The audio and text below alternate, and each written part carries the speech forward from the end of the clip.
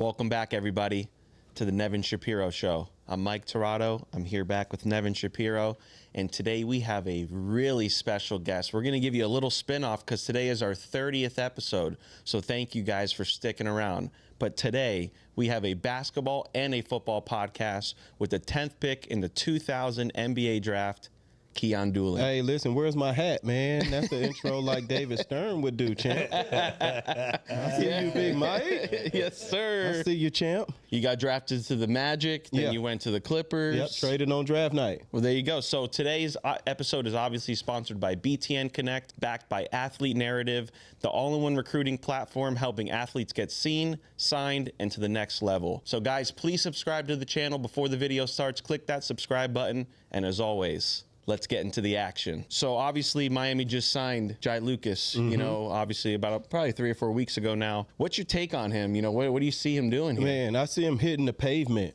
right? Like 10 toes down, all the way in. I seen him assemble a great coaching staff. He's gotten a local flavor. He's gotten Coach Moran to come over under his umbrella, who's a pillar in South Florida basketball. I saw him get Coach Young. He pulled him out from the University of Missouri. He's a Carroll City alumni and one of the best recruiters in the country. And so I see him assembling his staff, number one. Number two, I see him on the court, right, working with his guys, like, you know, crafting, getting it in. He's not just relying on his assistant coaches because he comes from a basketball pedigree family. And John Lucas Sr. is Jr., right, is because his son is the third, is one of the premier trainers, you know, across the country. Youth sports, he coaches with the Houston Rockets. He was a hell of a player in his time in the NBA, a hell of a coach as well. And so you just see him, man, all the way in, and I love it, man. It's exciting. They've done really well in the transfer portal. He's done really well recruiting. He's actually flipped somebody from Duke and brought him along with him to the university, to the U. So, yeah, I like what Coach Lucas is doing so far. So far, so good. And so what do you see as a projection this year? Well, you know, it's too early to tell. Yeah. I mean, ACC is still, it's still Duke country. I think they'll still, you know, reload and rebound, even though they're losing Cooper Flagg. But, like, South Florida is more than just a football state now. Like, we still reign supreme, in my opinion, over Texas, over California in football. But, like, we're a basketball state as well now. And we're forced to be reckoned, right? We're forced to be reckoned with. We're the national champions. Columbus High School won the national championship. University of Florida won the national championship in college basketball. You see the Thompson twins starring in their roles in the NBA, you know what I mean, coming out of South Florida, even though they went to the OTE. You know, this is the home that, you know, Tracy McGrady and Vince Carter and Darryl Dawkins and you know, Mitch Richmond and all those guys come from. And so Florida as a state, we're more than just a football state. We're a basketball state as well. Well, we're sitting obviously next to the original NIL. That's right. And so, Nev, what's your take on Jai and this whole NIL landscape? Well, I thought, first of all, it was a great idea for you to reach out and have Keyon on this show. My pleasure, champ. Yeah. Thank you. Thanks for having me. Because Keyon is South Florida legend. Absolutely. Like, when you talk about the greatest players to ever come out of this state, specifically out of this area, he's on that list, right? So it was a fitting introduction. Absolutely. And he gets his process. Flowers, that's for sure. And a thought process for you to have him on. And yeah, I mean, like, I'm really happy with this hire that Miami made with Jai Lucas. Obviously, you know, I had some thoughts going in prior to them naming Jai Lucas. I had a little bit of intel on what I thought might be a great possibility.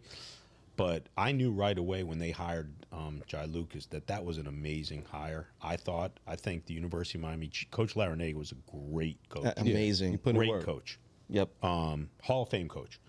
And deserves his flowers, whether it's Hall of Fame, whatever comes his way from his career.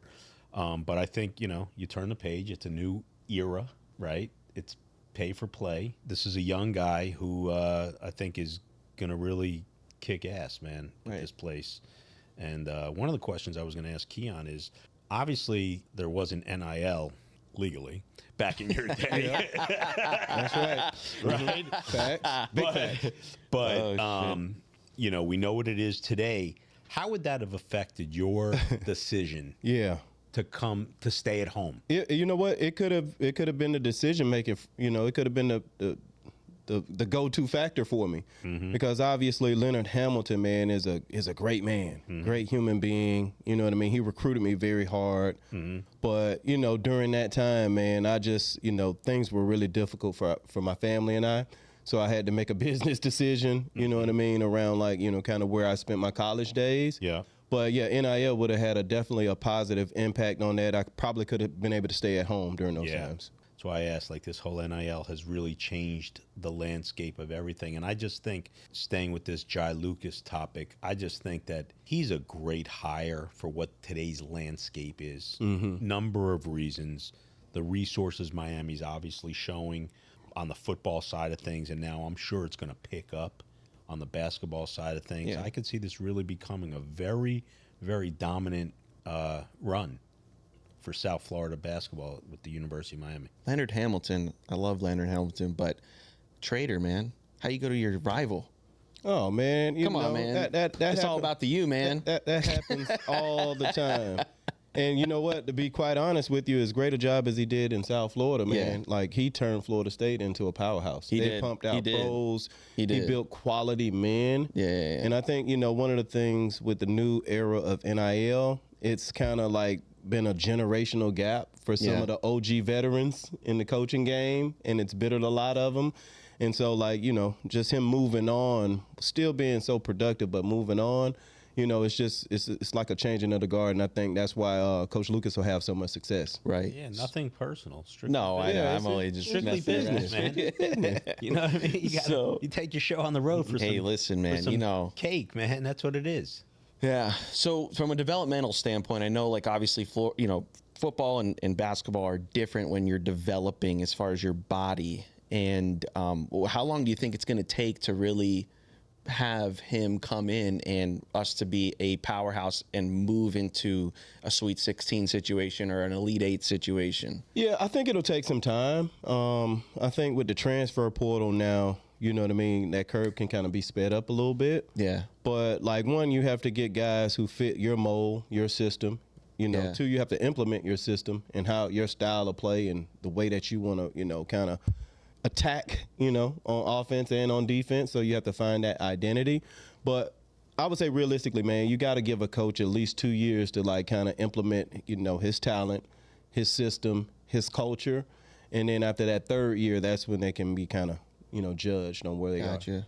Well, Key, you know, obviously we do a show here where it's like a little bit of football. Okay. So I want to get your takes on a couple things that I was going to ask Nevin. Okay. You know, this whole situation, and I know that our other, you know, host on another the crossover show, Andy Hernandez. Don't be hating on Andy now. Listen, you Don't know, be hating on my dog now. Yeah, let Andy be Andy now.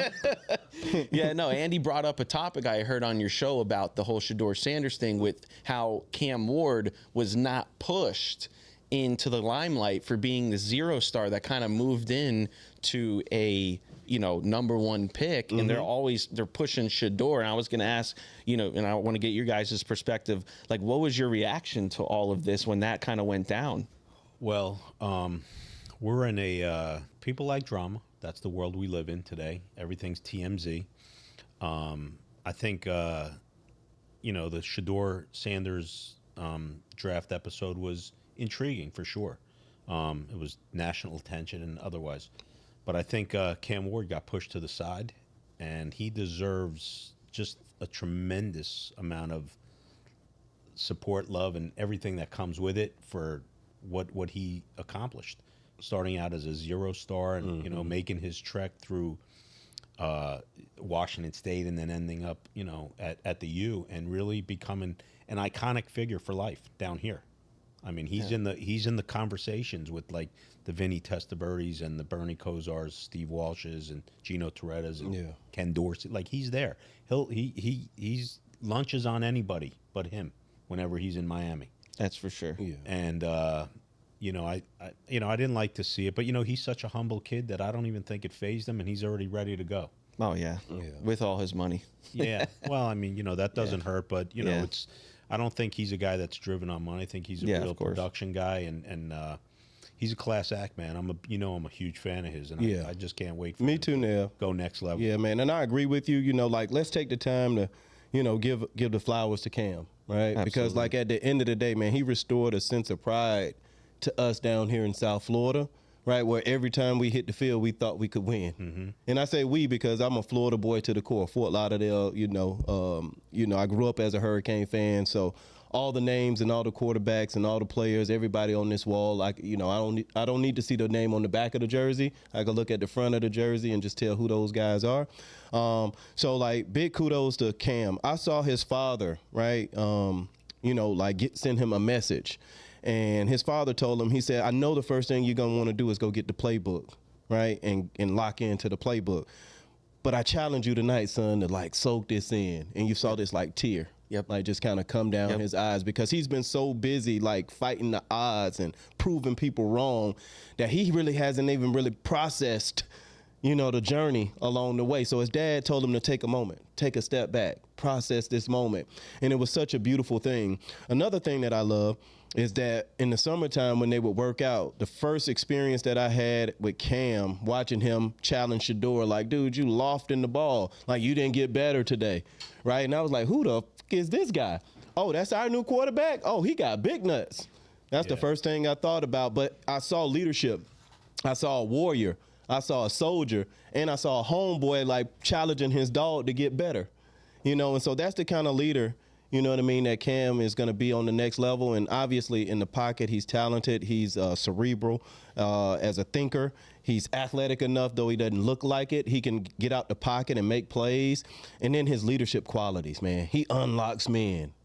So I'm just thankful we got an opportunity to be restored from the quarterback position. And hopefully, Carson can come down here and continue and build on that. Yeah. I couldn't agree any more with what Keyon just said. And, man, I am a fucking huge Ward fan, man. Yeah, bro. Like, he's my new favorite player in the NFL, starting, like, the day he got drafted. I mean, I'm a big Cam Ward fan, and I just, when you hear me get crazy over, Mario Cristobal and our what happened at the end of last year and the way we teetered out, it has a lot to do with how great that kid was. And you just capitalize when you have that window of greatness in front of you, and that kid was really that special. Yeah, absolutely. My feelings. Absolutely. And I wanted to, obviously, this segue into Carson Beck. Obviously, he's coming in now, and he went on a podcast over the weekend, and he really said some things that, like, he's like, people don't understand me. People know, like, I'm here to win. I'm here to come. I'm here to win a national title, and I'm here to do these things, So, and he even mocked, messing around with Shannon Dawson, said, man, you guys lost in the Pop-Tart Bowl. Yeah. I'm following a guy that won national titles at Georgia. Yeah. So I wanted to get your take on that. Let me give you my take. Mike, it all sounds great and all, and he said the right things, and what my feeling is, and I haven't changed stride on that and this and that. Talk is cheap. Everything else is bullshit. Show the fuck up August 31st. Kick ass and take names. Stay out of the whatever else other shit you got going on. It doesn't matter. No one really gives a fuck about. And just come play ball and rep the U, man. That's it. You know what I mean? Just be better than Cam Ward if he can be. Just be be the best Carson Beck you can be. Hopefully it equates into that. Right. What this guy who just left did. And that's it. Everything else is just noise, man. Like, just there's nothing to talk about right now. There's 90 days till spring or till summer drills start. And, like, that's it, man. We're 4 months away, and that's all that matters. So he can go on whatever podcast. He shouldn't be seen anywhere. Mm-hmm. Period. What's your take on it, Katie? Yeah, I just think he has to be very careful. Obviously, you've seen if you get too popular or too controversial or too available, you know what I mean? Like, you will be judged on it. I think sometimes it's best to just kind of keep your head down, grind. He's got to get healthy, right? He had an injury to his throwing arm, right? So he's been throwing lefty, you know what I mean, like in spring practice and things like that. Get your ass healthy first, right? You got big shoes that you got to fill. And we tough down here. Yeah. Like, we believe in the U down here. So, like, we sometimes we could be front runners, even though, like, we stick with you guys. But sometimes, like, we'll be critical down here, and you'll hear about it down here. I don't want to hear about your cars, your Lamborghinis. I don't want to hear about your house. I don't want to hear about the parties. I don't want to hear that shit. I want to hear about like you in showing up like Cam Ward did, beating the coaches to practice. Yeah. I want to hear about like your rehab process and you getting better. I want to hear about like you getting back to like being one of the top quarterbacks potentially in the draft and not have a dud like you did last year. So that's what I'm looking forward to. I think he has the potential to do it. He's got to lock in. I think he has enough pieces and enough talent around him. You seen my young boy Malachi from American Heritage and what he did in the spring. He's got some weapons. So he should be able to like pick defenses apart. He can hand the ball to Big Fletcher. Come hitting that hole. He should be healthy. Rest in peace, Big Mark Fletcher Sr. as well. Sir. That's my OG. But yeah, I'm excited for Carson, man. Like to go out there and just play the game. Stay out the way. You got your NIL money, and like you gotta show up and show out. Right. That's homegrown right there. That's homegrown, and it's like he went to Missouri, but. He's about the U, man. For sure. Like you know what I mean? Like, this tough crowd the down here, 80s. man. You know I know. We tough. You know what I mean? Yeah. No free lunch, man. That's it, man. Get your fucking shit right or get the fuck on. Yeah. That's it. And I don't understand how people get all bent out of shape when we talk shit about Mario, because it's like, man, you get paid $80 million, man. Like, you got to show up. It's like when you're at a corporate job, you make a couple $100,000. You have a quarterly quota you got to meet. Like, you sit down. If your bottom line's not there, you're fired. You know what I mean? You make $80 million. Bitch, you better fucking show up. You better win. What are we talking about? 5-7, get blown out to Middle Tennessee State? What are we talking about? You're not taking knees to Georgia Tech, blowing 21 points leads to Syracuse? Are you out of your mind? I'll get fired at my job if I'm not doing. I don't even make nowhere near $80 million. You know what I mean? So I never understood that. I never understood how people get mad at you or me or anybody else about $80 million. You mad at me?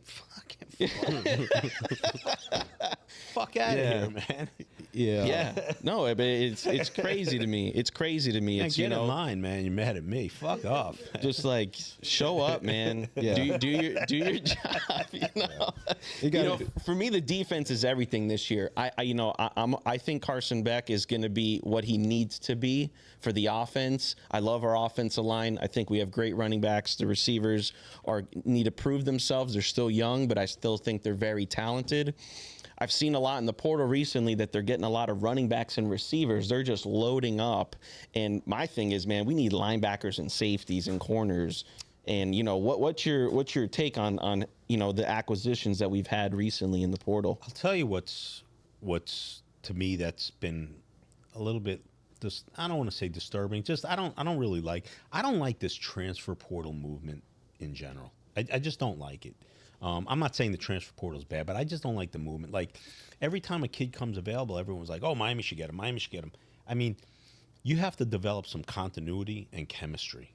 That's what teams do. You got to go through some growing pains. You got to take a tough loss. Like, just go back to our original, great squads. We had lost on the road to Washington. Man, when Dorsey's first start on the road, like, you need moments like that to build and find out what you're really about, and then you come back and you build for that next year, and then it's win or bust. Nevin, I have a question for you. Yeah. What does this do to South Florida recruiting, where you're bringing all these other kids and kids that have stayed loyal to you, like Josiah Trader, but you have Ray Joseph. Ray Joseph. Yeah, a kid like that, Malachi Tony, that committed to you. Now you're bringing all these guys from other schools. Yeah. What does that do to your recruiting in South Florida? We were just talking about that yesterday. I think it's personally, and this is no ragging on Mario Party, but I think that's a bad look when you just start bringing, like, what are you saying to the kids you recruited already, right? You're not good enough? Yep. Okay, it's one thing to have depth. It's another thing to go full-blown overboard with like 6-7 more receivers. They just brought in the kid from Cincinnati. I'm sure they paid him. So you brought in that kid. You brought in the kid C.J. Daniels from LSU. I'm sure you paid that kid. So BYU. So that kid's going to be a specialist, return specialist, but I'm sure he's going to be in the rotation. Absolutely. So, and Keyon's a perfect guy to ask this. Like, how do you can't affect your feeding grounds of these schools in South Florida, the American Heritages, the Chaminade, St. Thomas, Central, Northwestern. You've got Central, to when you start doing the players wrong in that, in those feeding forms, their coaches are going to rise up. Like, fuck this. And you're hearing from parents, and I'm not going to disclose the names, but we've talked to several parents, and they are pissed off with the program because of this transfer portal. Players that they committed to that had better situations other places, but decided to commit to Miami, and now you're bringing all these other kids, and these parents are pissed off. And we happen to know one very direct and specific situation with Ray Joseph. We know it, right?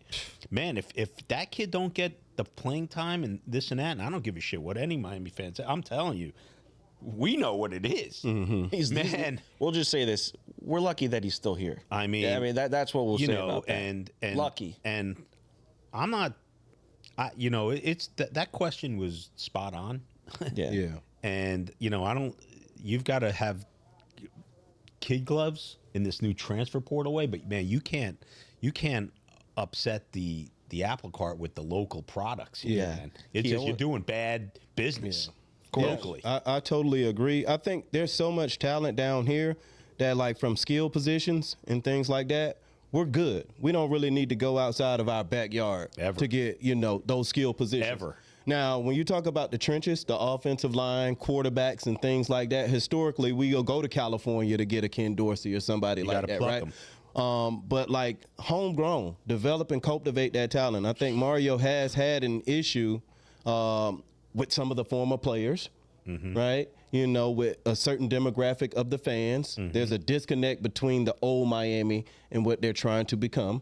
I think we got to, pull the curtain back, and you got to, allow those guys to come back and feel a part of the program, because that's how you retain the talent. That's how you continue the legacy, by allowing people to come back and serve, right, and give. Coach Krzyzewski used to do everybody does that, right? Everybody does that. This is a very special program, and the bond between those former players. Yeah, right. This is not like Michigan or Ohio State or Alabama or Oklahoma that was around in the 40s and the 50s. This base has really been built. Yeah, we had a couple of Hall of Famers, Ted Hendricks, Chuck Foreman, back in the day. But this is a 1980s, mid-80s, and up rise. This is a tight group. This is a tight base of former players, man, and you have got to embrace. And he should know he's a former player. Yeah. It's the easiest math to do. Yeah, he knows that. Yeah. So I want to wrap up the show with this question for you, Nevin. Let's just say the University of Miami brings back Nevin Shapiro in the Lions Den. What are some of the moves that you make right now, with this right at this current moment, with everything that you know, everything that you heard? What current moves are you going to make right now? The first thing I would do, and you know where I stand on this, and it's not because I have any relationship with this individual, but Alonzo Highsmith would have been my choice. That you need a guy who really is the personnel guy. What they got going on right now, and Mario's definitely acquiring talent. Right? Yeah, we know he's putting talent. Like there's horses in the barn, right? Yeah.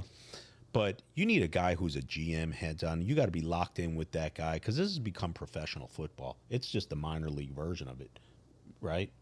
And obviously, it's not even so much minor league version, because Quinn Ewers is making way less money now than he was in college. Crazy. Right? Just using him as an example. But the thing I would do is you got to have you need a personnel guy. You need a personnel guy that's not everybody's worth the money you're paying. Not everybody's worth bags. Yeah. You got to pick your money and your spots accordingly. Right. And that's the one thing I would do.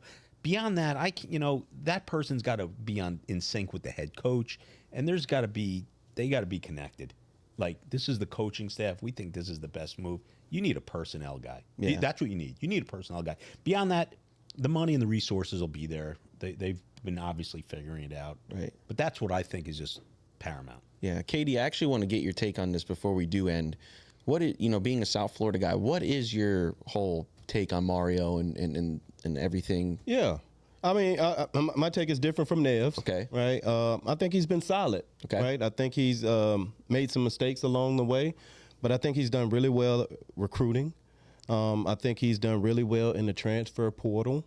I think he's done a piss poor job of, including, pillars of the Miami football community who served and played there back in. I feel like they feel that there's an invisible wall up that they can't be in part into the program. So I think that's something where they're missing out on that Miami mystique. But he's a South Florida boy. Like, we're rooting for him. We want to see him get over the hump. And I think he's done well, in his time. I really do. I think he's done a solid job as coach. Give me record prediction before we end. This year. You know Throw what? me a number. Look, if we can get 10 wins, you know what I mean, I think that would be solid. Obviously, our expectations grow depending on how they come out the gate. At the end of the day, if we reach our potential, if Carson Beck is good at the quarterback position, if we do well in the trenches and protect him, if we play solid on the defensive line, linebackers, and in the secondary, which we got some people in the portal, who can maybe, fill those roles. Hey, man, our expectation always is a championship at the end of the day, being from the crib. Yeah. 10 wins. We've been going 12-0 for the last 40 years. Yeah. Yeah, just to get disappointed, pretty much. So, well, guys, I really appreciate you coming on, and of course, KD for being a guest on the show. Thank you so much. And what a great episode this was. Gave you guys basketball and football. So before you guys leave, click that subscribe button real quick, and as always, we'll catch you on the next one.